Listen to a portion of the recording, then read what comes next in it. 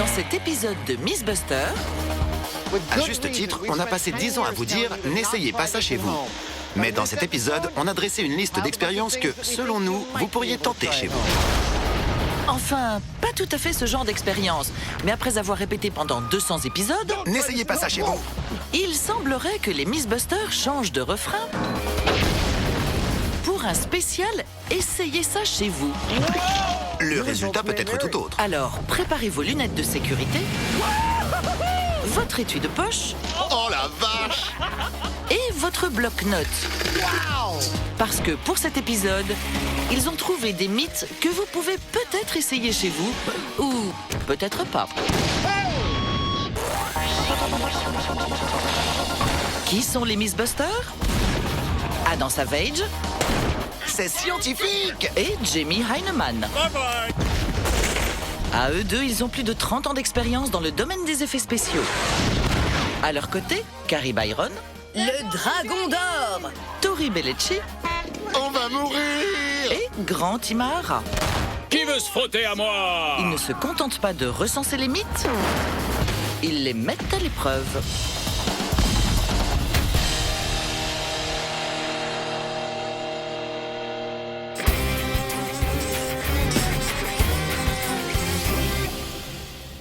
C'est donc un épisode spécial, essayez ça chez vous. Exactement. Nos avocats sont d'accord pour qu'on fasse ça? Oui, et voilà comment ça va se passer. On va tester une série d'expériences loufoques et de vidéos virales pour déterminer, premièrement, si elles sont vraies, et deuxièmement, si on peut les essayer chez soi sans risque. Alors, certaines de ces expériences pourraient s'avérer trop dangereuses. Oui, par contre, je crois que la première expérience devrait être facile à réaliser chez soi. Et c'est un classique, de l'eau au micro-ondes. Ah oui, de l'eau chauffée au micro-ondes peut tuer des plantes si on les arrose avec. Je pense que c'est pas vrai du tout, et qu'on devrait tester ça. C'est un mythe d'Internet qui s'est répandu dans le monde entier. Ces photos seraient soi-disant la preuve que l'eau bouillie au micro-ondes est toxique pour les plantes. Mais est-ce que c'est vrai ou est-ce que ce mythe va tomber à l'eau? S'il s'avère que vous pouvez essayer ça chez vous, vous aurez besoin des ingrédients suivants. À l'atelier, Adam et sa main verte se préparent à tester les os. Voici la question à laquelle on va répondre. Est-ce que de l'eau bouillie au micro-ondes tue les plantes? Joli. Pour déterminer cela, on va arroser des plantes avec de l'eau bouillie au micro-ondes, évidemment. Magnifique. On va également comparer le résultat à d'autres témoins. L'un sera de l'eau bouillie sur le gaz, un autre sera de l'eau du robinet ordinaire et le dernier ne recevra aucune eau. Le moment est venu. Procédons à une vérification du système. Tout est réglé correctement. Alors, dans exactement 40 secondes, l'heure va passer à 12h10. Et pendant 1 minute, les plantes seront arrosées à l'eau bouillie. Puis, je vais retirer ces 2 plantes parce que je ne veux pas trop les arroser par rapport aux autres. Je vais régler tout ça et on pourra y aller. Et maintenant, c'est au tour de l'ingrédient soi-disant toxique, l'eau bouillie au micro-ondes. Et voilà. Alors, pour que les choses soient bien claires, le mythe n'est pas que les plantes n'aiment pas l'eau bouillante. Pitié, ne versez surtout pas de l'eau bouillante sur vos plantes. Vous les tueriez immédiatement, comme tout autre être vivant. Non, laissez l'eau refroidir jusqu'à température ambiante avant de la verser sur un être vivant. Maintenant que ces 3 types d'H2O sont dans l'installation, il est prêt à se verdir la main. C'est parti. On a utilisé 8 laitues romaines dans 4 groupes différents, sur lesquels on a versé 4 eaux obtenues dans des conditions radicalement différentes. L'eau va descendre des seaux en hauteur à travers ces programmateurs qui sont réglés pour arroser les plantes pendant exactement le même laps de temps et verser précisément la même quantité chaque jour. Mais vous allez me parler de la lumière du soleil. Eh bien, on y a pensé. Voilà la lumière. Il s'agit de véritables lampes horticoles. On va soumettre nos plantes à ces lampes pendant environ 16 heures par jour. Une belle lumière vive. Et on va consigner leur croissance sur le tableau ici.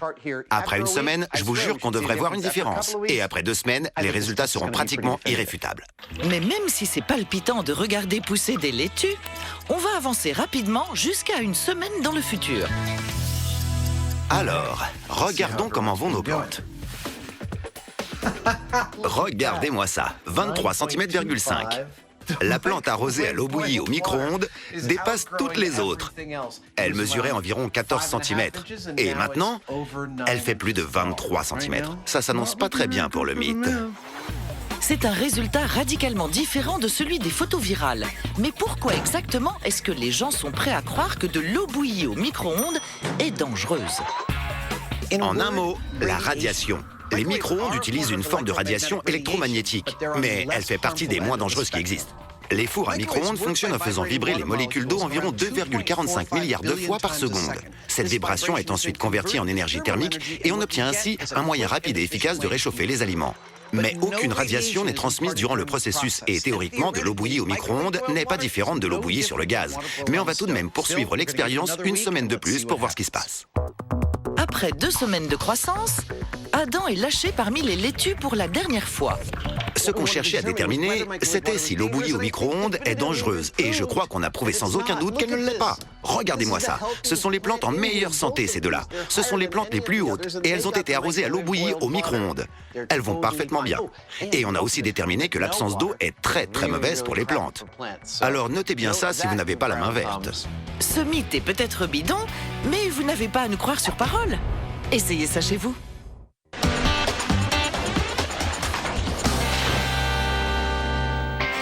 Et maintenant, une extinction extrême d'incendie. Pour commencer, on a une vidéo virale. Les fans veulent savoir si ce qu'on voit est possible et s'ils peuvent essayer chez eux. Regardez. Un bateau a pris feu, mais un jet-boat vient à son secours en luttant contre le feu grâce à la vitesse.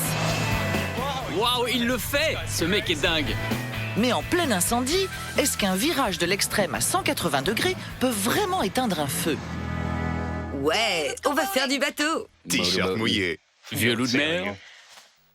Donc, pour découvrir si ça fonctionne, Carrie, Tori et Grant se sont rendus à la Big Break Marina où ils ont recréé tous les éléments de cette situation d'urgence. Pour éteindre le feu, on va utiliser ce bateau. Il s'agit d'un jet-boat de 1978. Il a un 5,7 litres Oldsmobile. Monte à bord, matelot. D'accord, mais la sécurité avant tout, mes amis. La sécurité avant tout. En plus de ça, il envoie derrière lui une gerbe de 37 mètres. Et le mieux, c'est qu'il me laisse le conduire. Sauf que le propriétaire a imposé une condition. Il veut être dans le bateau avec nous, ce qui n'est pas logique du tout parce que c'est sûrement l'endroit le plus dangereux. Je crois qu'on doit s'entraîner. C'est parti pour la conduite acrobatique.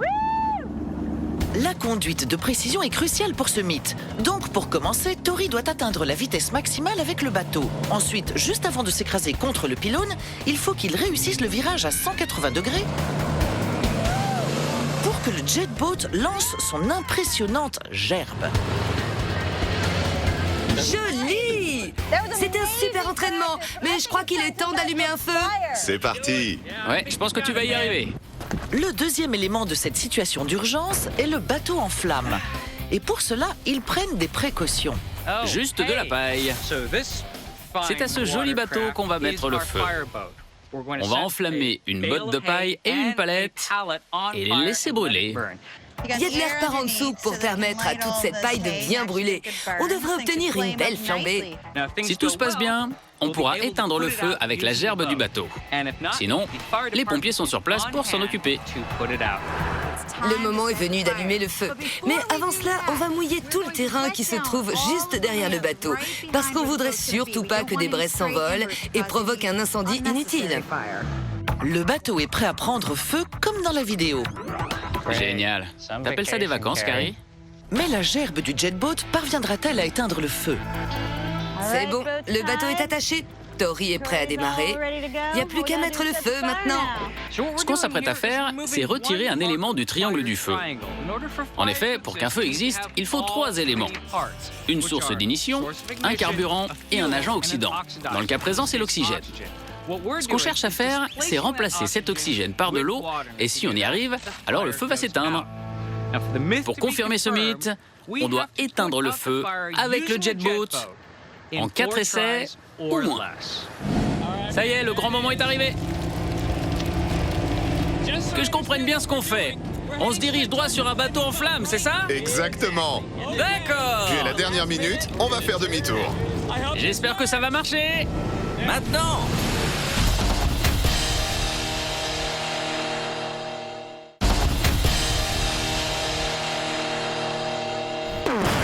Après 10 ans de mythes impossibles, dangereux et complètement dingues que vous ne devriez pas essayer chez vous, Sortez-moi de là! Ou que vous ne pourriez pas essayer chez vous, cet épisode est consacré à des expériences que vous pouvez peut-être essayer chez vous.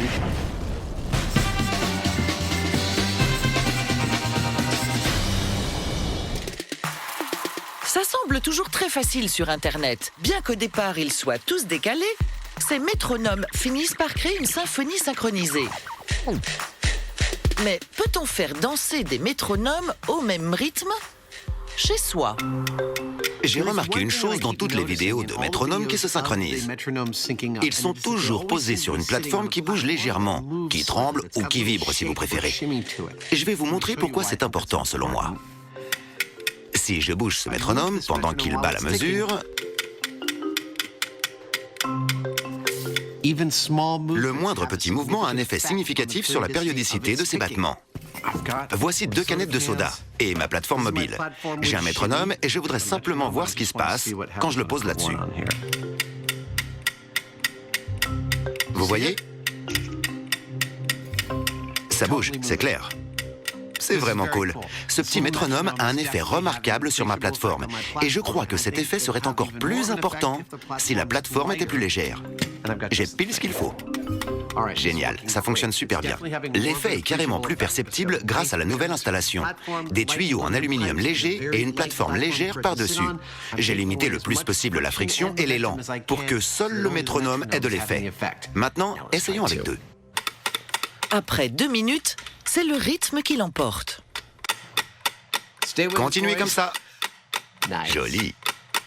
Génial, ça fonctionne parfaitement. Ça leur a simplement pris un petit moment pour se synchroniser. Cool! J'ai une idée. Si j'empêche la plateforme de bouger, ils devraient perdre leur rythme commun. Et voilà! La plateforme mobile est absolument essentielle à la réussite de cette expérience. Alors, si 2 se synchronisent, est-ce que 5 vont marcher en cadence? Ce métronome rose est en train de gâcher toute mon expérience. Après 3 minutes, quelque chose vient gâcher le rythme. Le métronome rose est complètement décalé par rapport aux 4 autres, qui semblent vouloir se synchroniser. Mais le rose ne veut pas jouer avec les autres. Pourquoi t'arrives pas à t'entendre avec tes frères? Allez, c'est parti, on réessaie. Curieusement, il semblerait que Adam ait réussi à amadouer le rose pile comme il faut. Et voilà. Très bien. On a réussi. Oui, ils sont synchronisés, c'est génial. Et maintenant... Du calme, faites plus de bruit. Arrêtez, stop, stop. Permettez-moi de vous expliquer ce qui s'est passé.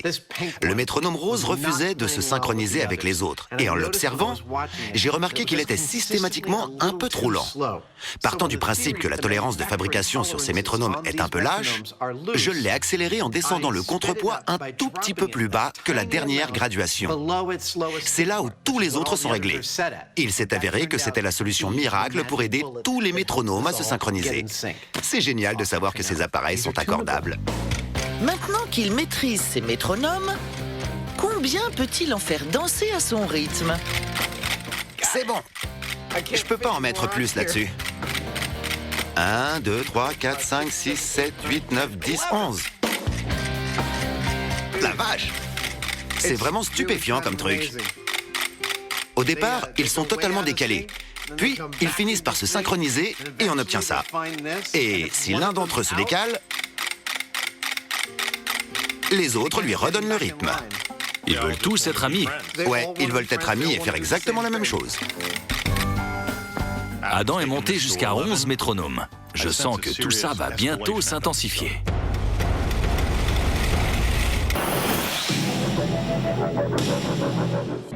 Pendant ce temps, à la Big Break Marina, Il y a un beau feu violent. Éteignez-le! Bien reçu, on arrive! Tori fonce à pleine vitesse Le voilà. Il se dirige tout droit sur le pylône. pour tester une méthode d'urgence de lutte contre le feu. J'espère que ça va marcher!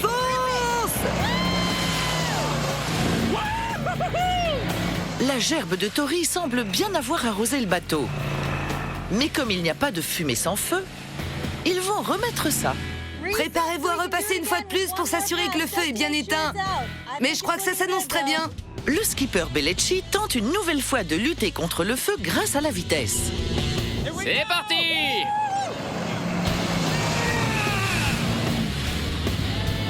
Je crois que tu l'as eu! Je crois qu'on l'a éteint. Il ne doit plus rester que des cendres. C'est impossible que ça brûle toujours. Je crois qu'il a été éteint au premier passage. Le deuxième, c'était pour être sûr. Et le troisième, rien que pour s'amuser. Manifestement, on peut éteindre un feu avec un virage d'urgence à 180 degrés. Waouh! Ils sont vraiment passés tout près du bateau cette fois-ci. C'était incroyable. Maintenant, ils savent que cet exploit d'extinction n'est pas un mythe. Mais la question demeure, est-ce qu'on peut essayer ça chez soi? C'était un truc de fou. Foncer à toute vitesse, à 80 km/h, droit sur un bateau en flammes. Et juste avant de le percuter, je dois braquer le volant pour arroser le bateau en flammes avec ma gerbe. Ça fonctionne! Il a éteint le feu! J'en reviens pas que ça ait marché, mais vous savez quoi? Je crois que j'essaierai pas ça chez moi quand même. Ouais, on est parvenu à réussir cette expérience bien qu'on ne soit ni pompier professionnel, ni conducteur de bateau professionnel. Mais le problème, c'est que pour y arriver, il faut surmonter sa peur de foncer droit sur un bateau en flammes et être capable de virer à la dernière seconde. Sans parler qu'il faut avoir accès à un jet boat. Malheureusement, ce n'est pas une expérience que n'importe qui peut tenter. Oui, il vaut toujours mieux laisser les professionnels lutter contre le feu. Je me demande si Jess me laissera encore emprunter son jet boat. Quand tu veux.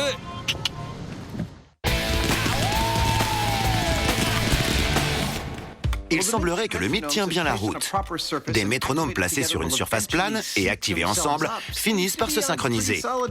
J'ai réussi avec 2, puis avec 11, mais maintenant, le moment est venu de risquer le tout pour le tout. Devant moi, vous pouvez voir une table de air hockey, sur laquelle Jamie a soigneusement disposé 216 métronomes. C'est plus que dans toutes les vidéos qu'on peut trouver sur Internet pour mettre en évidence ce phénomène.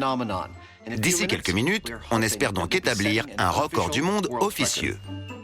Pourquoi on se sert d'une table de air hockey? Parce qu'il s'agit d'un jeu où les palets flottent sur un coussin d'air. Ça flotte, c'est certain. Et maintenant, ce sont nos métronomes qui vont flotter sur un coussin d'air. Ça devrait leur fournir la basse friction qui les fait se dandiner jusqu'à se synchroniser. Alors, comment tu veux procéder? Je vais commencer dans ce coin-là. Tu as qu'à démarrer là-bas et on remonte chacun la moitié. D'accord, tu veux compter à rebours? D'accord. 3, 2, 1, vas-y.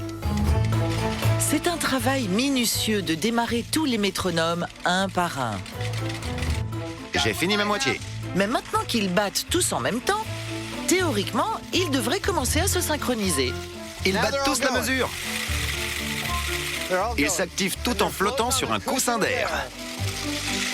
Je suis complètement hypnotisé par ce son. Je sais. Mais avec 216 métronomes, soit presque 20 fois plus que dans la dernière expérience, est-ce que Adam et Jamie vont battre un record du monde? Ou est-ce que les appareils ne vont en faire qu'à leur rythme? C'est un épisode spécial Essayez ça chez vous. Et maintenant, Adam et Jamie vont s'intéresser aux chaînes. Parce qu'ils touchent leurs billes. On sait tous de quoi il s'agit. Une chaîne à billes chromées ordinaires. Des clés et des plaques d'identité pendent au bout depuis des décennies. Mais il existe une vidéo virale qui semble montrer que, dans des conditions favorables, elle se comporte presque contre la pesanteur. Cet exploit défiant la pesanteur a soi-disant été réalisé sans la magie des effets spéciaux. Mais est-ce qu'il tire sur la corde ou est-ce qu'on peut réellement reproduire cette expérience chez soi rien qu'avec une chaîne à billes, un béchet et si vous en avez une caméra à grande vitesse? Matez un peu ça.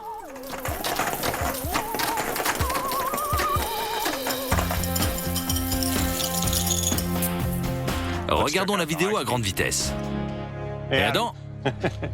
C'est fou. On dirait qu'elle se dirige vers l'autre bout de la pièce. On a l'impression qu'elle ne devrait pas être capable de faire ça, hein. Non. Je me demande si c'est la chaîne à billes qui provoque ça ou si ça le fait avec n'importe quelle chaîne. Je tiens dans ma main une chaîne normale qui fait environ la même longueur et le même poids. Peut-être qu'elle va nous aider à comprendre ce qui se passe. Pas vraiment. Non, cette réaction est spécifique à la chaîne à billes. Mais ça a donné à Jamie une grande idée. J'ai maintenant une plus grande chaîne. Voyons si elle va plus loin.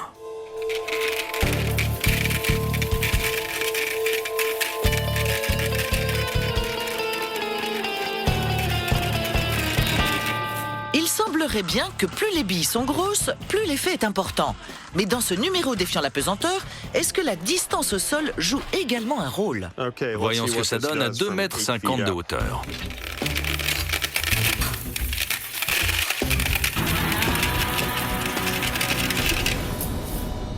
Ça a fait une différence. D'après nos tests, il est clair que deux forces principales sont à l'origine de cet effet. La première, c'est qu'une masse qui se déplace dans une direction particulière cherchera toujours à continuer à se diriger dans cette direction. Donc quand on tire rapidement la chaîne hors du réceptacle, elle veut continuer à se diriger vers le haut. Mais très peu de temps après, la pesanteur commence à la tirer vers le bas. Et c'est ça qui donne cet arc. Si l'une de ces forces est beaucoup plus puissante que l'autre, par exemple si la pesanteur tire trop fort, alors on n'obtient pas un aussi grand arc. Mais quand les deux forces sont parfaitement équilibrées et associées au design symétrique exceptionnel de la chaîne, tout converge pour créer un arc qui semble surréaliste. Mais quelle qu'en soit l'explication, c'est un effet très cool. C'est très cool en effet. Et pour pousser l'effet au maximum, Adam a envie de se déchaîner. C'est la plus grosse chaîne à billes que j'ai pu trouver. J'ignorais complètement qu'il en existait d'aussi grosses. On fait un essai? Je crois que tu vas avoir besoin de plus de hauteur. D'accord, très bien. Allez, on y va. C'est quand tu veux. C'est parti.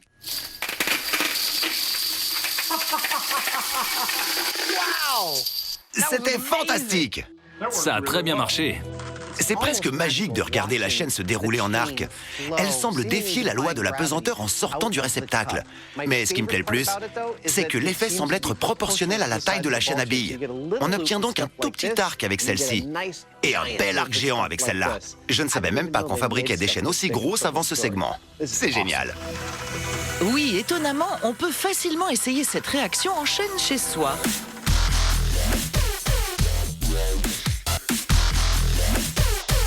Alors, on vous encourage à sortir un bêcher et une chaîne à billes et à essayer l'expérience chez vous.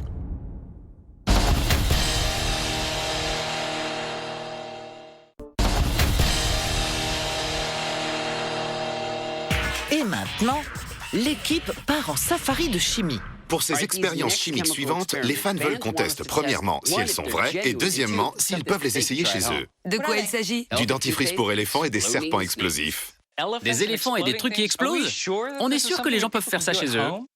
Eh bien, avec une liste d'ingrédients constituée de produits ménagers, le dentifrice pour éléphants est la première expérience scientifique à tester. Il suffit d'un peu d'eau oxygénée, ce qu'on utilise pour se décolorer les cheveux, du liquide vaisselle, un peu de colorant alimentaire pour faire chic, et enfin le catalyseur qui est de la bonne levure toute simple. Tu vas nous en mettre plein la vue? Oh oui. On recule. C'est comme quand on faisait un exposé sur les volcans. Regardez ça. Haleine fraîche garantie. Il est facile de deviner pourquoi cette mousse géante est appelée dentifrice pour éléphants. Sous sa forme de base, le peroxyde d'hydrogène est extrêmement stable. Mais ce qui se passe ici, c'est que quand on ajoute la levure, elle décompose le peroxyde d'hydrogène très rapidement et ça libère de l'oxygène. Celui-ci se fait prendre à l'intérieur du liquide vaisselle, ce qui crée des bulles et ce gros bazar mousseux génial. Même si le test de l'expérience qu'on peut essayer chez soi est réussi, il s'agit seulement d'une fontaine mousseuse. Et ici, on vous montrait une variante spéciale rien que pour Miss Buster. N'essayez pas ça chez vous.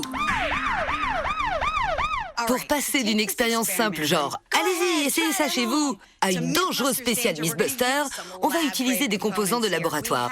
J'ai entre mes mains du peroxyde d'hydrogène plus concentré et comme catalyseur de l'iodure de potassium. Comprenez bien qu'il s'agit de composants chimiques bien plus caustiques, alors la réaction va être bien plus dynamique. Très bien. Deuxième essai. Mais il ne faut surtout pas essayer ça chez soi. On recule. Ça va donner un truc de dingue. Tu vas nous épater avec la science? Vous êtes prêts? Vas-y.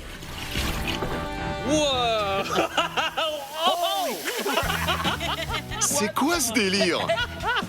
C'est beaucoup plus dynamique comme expérience. Qu'est-ce que c'est chaud? Ouais. On voit la vapeur qui s'échappe. Oui, c'est le genre de dentifrice dont un éléphant serait fier. Et voilà, vous avez vu 2 versions du dentifrice pour éléphants. La première est une expérience que vous pouvez carrément essayer chez vous. Il suffit d'avoir des produits ménagers comme de l'eau oxygénée et de la levure pour obtenir une magnifique fontaine de mousse magique. La deuxième est un peu plus dangereuse. Il faut des composants de laboratoire pour créer une réaction exothermique avec beaucoup plus d'oxygène et de chaleur pour obtenir un bazar bien plus spectaculaire. Mais ça valait la peine de tout salir. Je comprends toujours pas pourquoi on appelle ça du dentifrice pour éléphants. Je savais même pas qu'ils se brossaient les dents.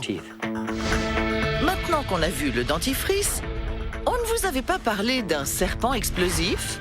Globalement, on peut dire que le dentifrice pour éléphant est le genre d'expérience qu'on peut essayer chez soi. La suivante est un peu différente. Elle s'appelle le serpent explosif. Le premier ingrédient nécessaire est le sucre, qui seul est inoffensif. Celui qui fait toute la différence, c'est le deuxième. Celui-ci. L'acide sulfurique. Regardez ça! L'acide sulfurique est corrosif, caustique, et si vous vous en mettez sur la peau, vous risquez d'avoir de graves brûlures. Alors malheureusement, ce n'est pas le genre d'expérience que vous pouvez essayer chez vous. Oui, c'est encore une expérience qu'on ne doit pas essayer chez soi. Mais est-ce qu'elle va être explosive? C'est bon, ça arrive. À vrai dire, non.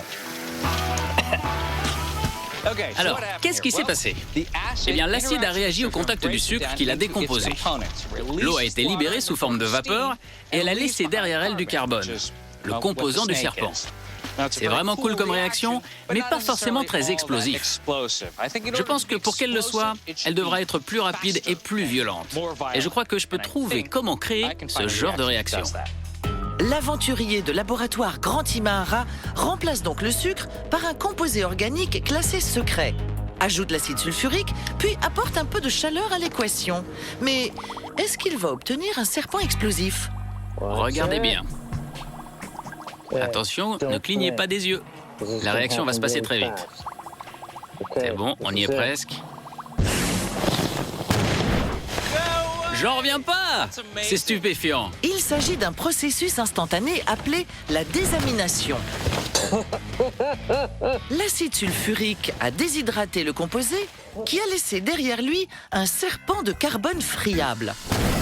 En conclusion, on vient de voir 2 serpents explosifs obtenus par 2 méthodes différentes. Malheureusement, à cause de l'acide sulfurique, vous ne pouvez essayer aucune de ces 2 expériences chez vous. Donc, bien que les 2 mythes soient confirmés, à moins d'avoir accès à un technicien de laboratoire et à des composants dangereux, vous ne pouvez pas les essayer chez vous. Et maintenant, est-ce que cette expérience avec un soda pourrait s'avérer dangereuse? C'est maintenant le tour d'un mythe qu'on ne devrait jamais essayer chez soi, ou n'importe où d'ailleurs, parce qu'il est interdit dans de nombreux États américains. De quoi tu parles? Des bombes à glace carbonique. Oui, mais c'est jamais une bonne idée de faire exploser quoi que ce soit. Alors pourquoi on s'y intéresse dans cet épisode? Parce que ça nous plaise ou non, les gens essayent ça chez eux. Ces bombes produisent un sacré boom, mais elles peuvent s'avérer très risquées. C'est pour ça qu'on va s'y intéresser. Donc on veut déterminer exactement à quel point elles sont dangereuses. Exactement. On va étudier précisément pourquoi on ne devrait pas essayer de fabriquer une bombe à glace carbonique chez soi. Ce dispositif bricolé fonctionne sur le bon vieux principe de la pression emprisonnée qui, comme le savent bien les Mythbusters, peut se révéler à la fois spectaculaire et très dangereux. Mais quel danger court-on exactement avec ces bombes à glace carbonique? Pour le découvrir, Adam doit d'abord pousser le bouchon. Le vrai danger se trouve au moment de fermer le bouchon et de se sauver. J'ai déjà vu ces bombes exploser en seulement quelques secondes, donc je veux surtout pas me trouver à côté d'elles quand on va essayer de les filmer à la caméra à grande vitesse pour évaluer les dégâts causés. Ça pourrait fonctionner. On va mener cette expérience avec des bouteilles très différentes, comme celle-ci ou celle-là. Mais je dois mettre le bouchon sur toutes, et ma méthode va consister à utiliser cette visseuse, parce que la partie avant tourne et c'est très pratique.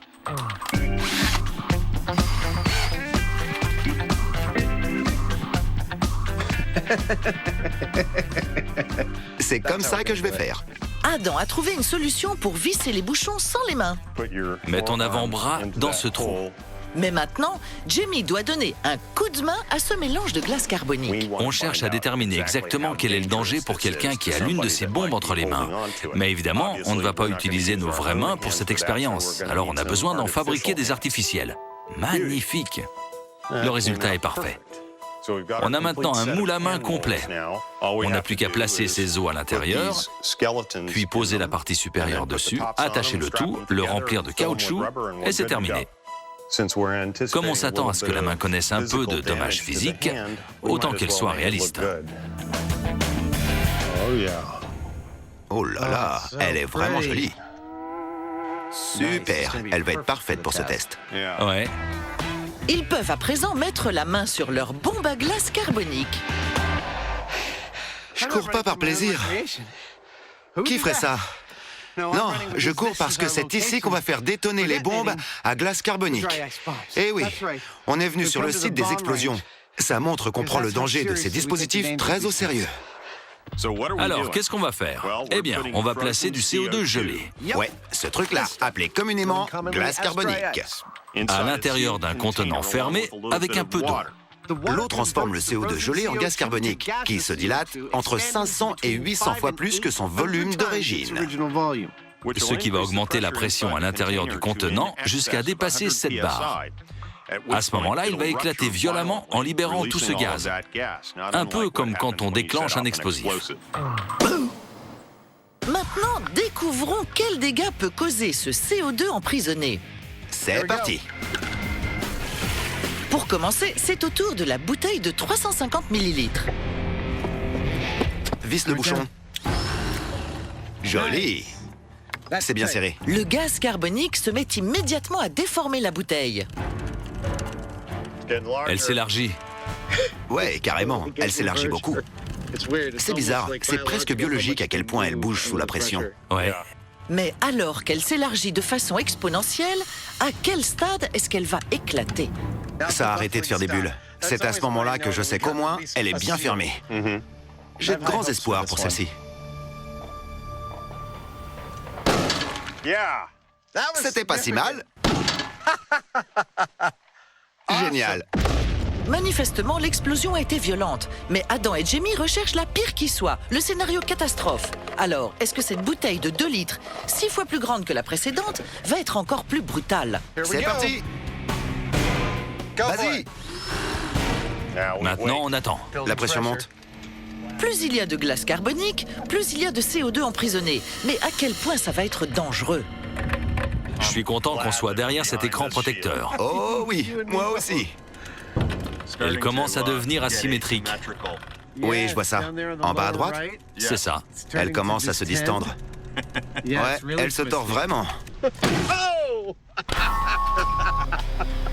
C'était très satisfaisant.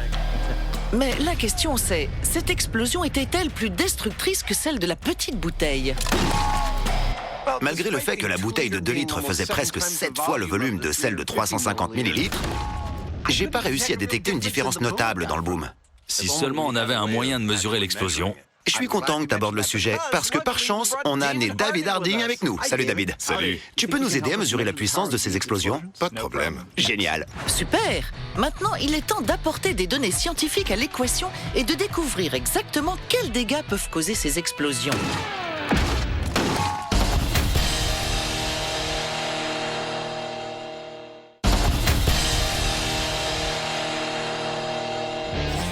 À présent, l'équipe se jette à l'eau.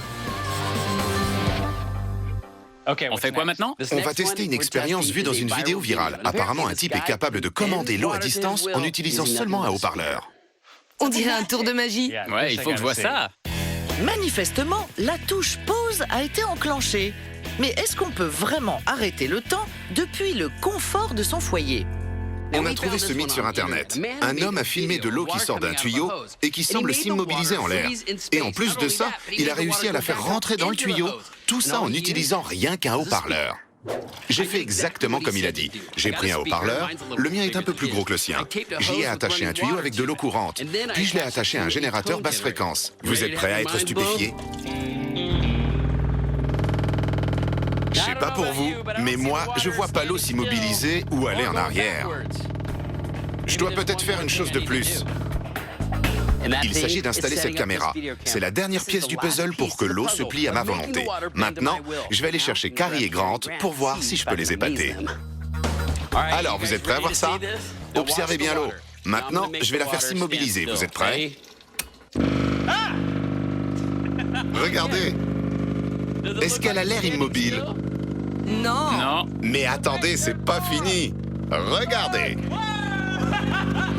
Bien que le générateur sonore divise le jet d'eau en gouttelettes, à l'œil nu, elle coule toujours vers le bas.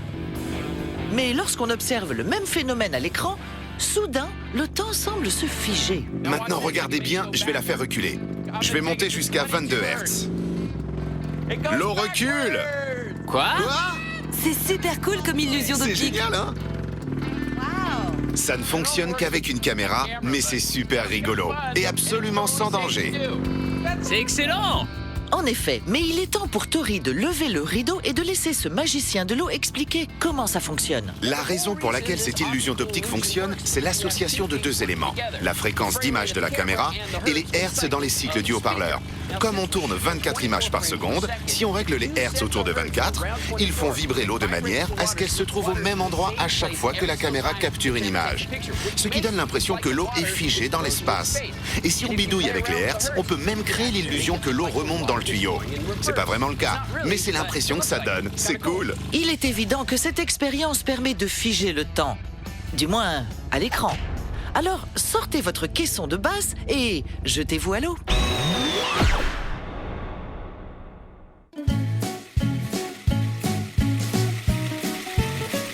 De retour à l'atelier, C'est quoi ton problème? le rythme ralentit progressivement. Continue! Continue! Adam et Jamie remontent donc le niveau. N'oubliez pas que c'est une expérience que vous pouvez tenter avec les 200 métronomes qui traînent chez vous. Après 30 minutes de battement, Adam se lance dans une ultime tentative pour synchroniser les métronomes. Oh, t'as vu ça? Mais dès qu'il arrête, il perd à nouveau la cadence. Il commence à ralentir. Leurs espoirs s'effondrent comme un jeu de dominos. De temps en temps, on avait l'impression qu'ils commençaient à s'accorder, mais ils repartaient aussitôt chacun leur rythme. Je crois qu'on peut dire que c'est un échec total. Malgré la table de air hockey haute technologie à basse friction, les métronomes n'avaient tout simplement pas envie de se synchroniser. Manifestement, bien que ces métronomes fonctionnent bien individuellement, il y a un véritable écart dans la tolérance de fabrication, si bien que pour les synchroniser tous parfaitement, il faudrait les régler chacun un par un. Si vous avez envie de calibrer 260 métronomes les uns avec les autres, je vous en prie, tentez le coup. Celui-là continue de battre. La ferme. C'est le plus gros échec qu'on ait jamais connu. Tout ce travail pour rien. Vous pouvez essayer ça chez vous. Votre résultat sera peut-être différent.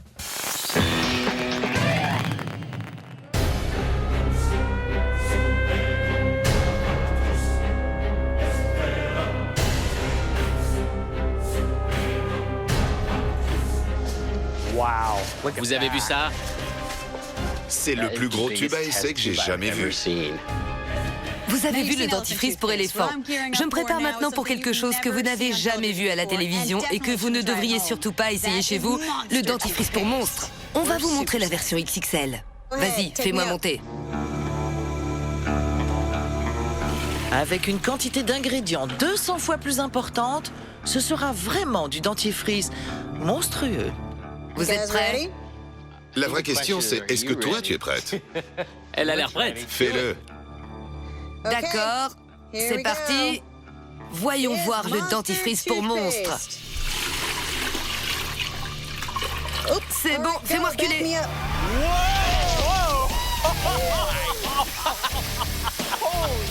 Joli! Quelqu'un veut une brosse? C'est pas vrai. C'est trop cool! C'est un truc de fou. C'était dingue. Carrie avait installé un tube à essai géant. Elle a versé l'iodure de potassium à l'intérieur et ça a créé une éruption. Je pensais que ça allait pas monter très haut, mais si, et regardez le bazar que ça a fait. Donc n'essayez surtout pas ça chez vous. Mais oui, du dentifrice pour monstres, ça semblait être une bonne idée à ce moment-là. Et qui est-ce qui doit se taper tout le nettoyage après ça, hein?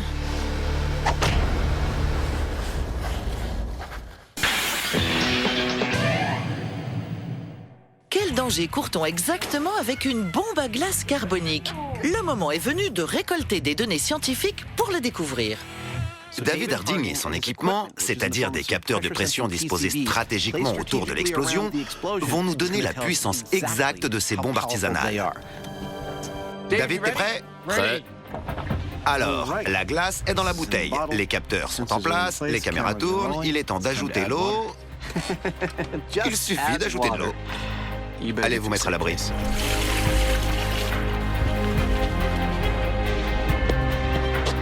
Elle commence à grossir.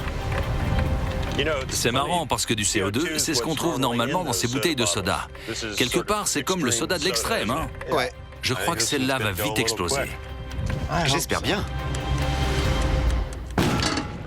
Ouais, Joli! Il y a un morceau qui est retombé 5 secondes plus tard. La glace carbonique a déchiqueté la bouteille. Mais quelle était la puissance exacte de cette explosion? On a relevé combien? 0,21 bar pour cette explosion. C'est tout? Oui, seulement. Par contre, il semblerait qu'elle ait fait sauter le fond de la bouteille, où on n'a pas de capteur direct. Donc le relevé est peut-être faussement bas. Tout à fait. et il s'avère qu'on a récolté des données supplémentaires. Viens voir. C'est pas possible. C'est de l'acier. Et en plus, il est courbé. Alors imagine ce que ça donnerait sur une main. Ça doit faire sacrément mal. Et c'était qu'une petite bouteille. Ouais, Essayons avec la grosse. d'accord. L'explosion de la bouteille de 350 millilitres était assez puissante pour tordre de l'acier. Mais alors que celle de 2 litres se déforme et s'allonge avec la dilatation des gaz, est-ce qu'elle va se révéler encore plus dangereuse? Elle change de forme au niveau du fond. Regarde-moi ça. Ça va être une belle explosion. Elle s'allonge. C'était intense. Intense. Tout comme les données des capteurs. Les chiffres récoltés par les capteurs pendant l'explosion de la grande bouteille sont tombés et ils sont 2 fois plus importants que ceux de la petite bouteille, 0,48 bar. Ça suffit pour causer des dommages auditifs permanents. Quant aux autres types de blessures que l'explosion pourrait causer, les capteurs ne racontent peut-être pas toute l'histoire. Levez la main si vous voulez monter en puissance. Les chiffres seuls indiquent qu'on ne devrait jamais essayer ça chez soi. Mais il reste encore à effectuer le test de dommage. J'ai une prédiction. Je ne pense pas que l'explosion qu'on va voir va creuser un cratère aussi gros que celui-ci, que Jamie a fait en arrivant ce matin. T'es content? Ouais, Alors on y va. Mais je crois qu'après avoir vu ce qu'elle va faire aux mains de chaque côté de la bouteille, vous n'allez pas vouloir essayer ça chez vous. Honnêtement, j'ai toujours eu envie de tenter cette expérience-là en particulier. Dès le départ, la dilatation du CO2 écarte les mains. Ça bouge. Ça va plus durer très longtemps.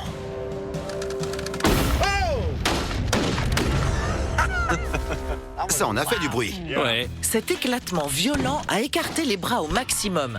Mais même s'il semblerait qu'ils aient fui devant la pression, ils ne sont sûrement pas restés intacts face à tous ces barres. J'ai un poignet cassé juste ici, Jamie.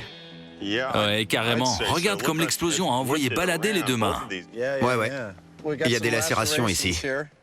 Et peut-être des doigts cassés. Ouais. Il y a une fracture ouverte au niveau du doigt. Oh, et regarde-moi ça. Il y a... Il y a du plastique incrusté dans la peau. Tout à fait. On peut dire que ça va vous gâcher la journée, même si vous ne pourrez pas entendre les gens vous dire à quel point vous êtes stupide, parce que vous aurez des dommages auditifs permanents.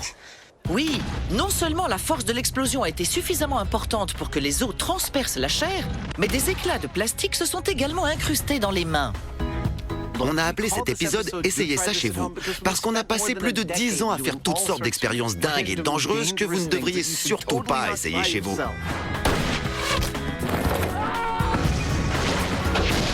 Mais il fallait qu'on termine ici avec une expérience que beaucoup de gens tentent chez eux. On voulait que ce soit bien clair, et je crois que c'est réussi. Mettre de la glace carbonique et de l'eau dans une bouteille de soda, c'est pas de la rigolade. Vous risquez de vous blesser gravement et de façon permanente en jouant avec quelque chose d'aussi dangereux. Alors, ne le faites pas.